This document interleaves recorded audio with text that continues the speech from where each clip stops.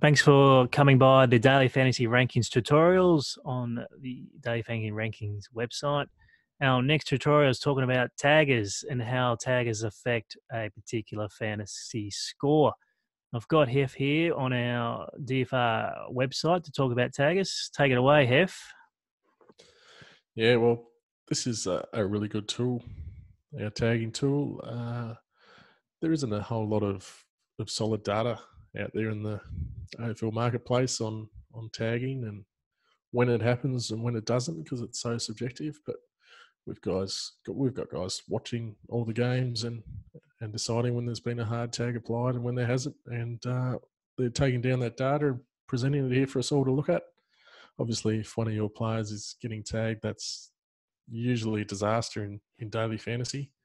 So we want to be well aware of which teams are tagging and who's copying the tags, and keeping that in the back of our minds when we're building our lineups. So what am I actually looking on this particular page? Talk me through it.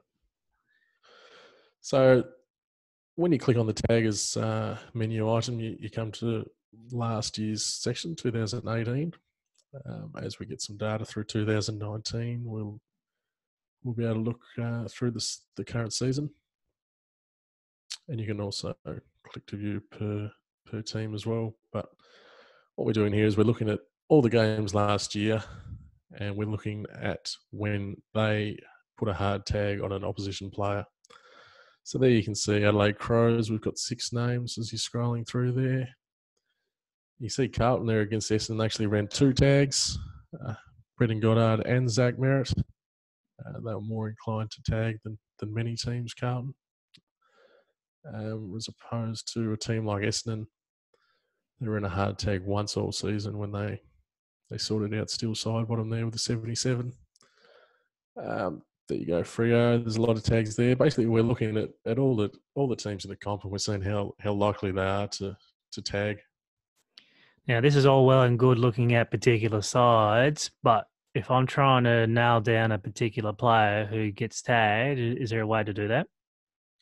There is. If you go back to the top of this page here, knowing which teams are going to tag is only half the battle. We want to know who they're going to tag as well. So we've got a little icon there, most tagged players in the top right. If you click on that, that's going to bring up another page, which is basically a table of all the guys that got tagged the most last year. And obviously, once this season gets up and going, we'll have this year's data there as well.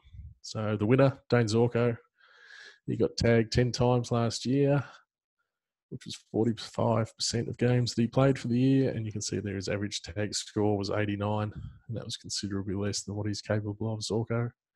And that's a common theme throughout the whole table, that these guys are going to come up with lower scores than they usually would when they get that tag. Now, I actually remember having Rory Sloane in my Supercoach team last year, and there was always a bit of a mixed bag in terms of he's going to get tagged or not. And looking at this table now, I can see why. 6 games out of the 12 he played, he was tagged 50% of the time. So that could be another theme this year. You never know. Exactly. He didn't cop it too well either, did he? 85. He's more than capable of having 150 if they let him run loose, Rory. So no surprise in half the games he played that he did cop a tag. So yeah, this table is really useful for working out which guys might score less than what you hoped. Look, that's pretty simple. That's available on our resources page under taggers. So make sure you go check that out. Thanks again, Hef. Thanks, mate. Cheers. Thanks. Cheers.